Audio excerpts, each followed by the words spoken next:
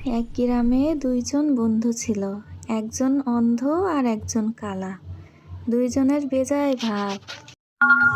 কালা বিজ্ঞাপনে পড়িল, আর অন্ধ লোকমুখে শুনিল, কোথায় যেন যাত্রা হইবে, সেখানে সঙ্গেরা নাচ গানও করিবে।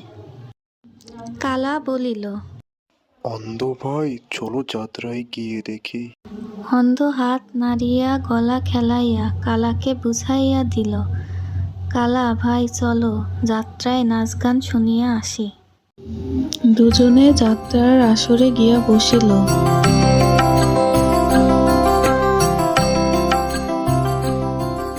সারা দুপুর নাচ গান চলিল। তারপর অন্ধ বলিল, বন্ধু, গান শুনিলে কেমন? আজকে তো নাচ দেখিলাম, গানটা বোধহয় কাল হইবে।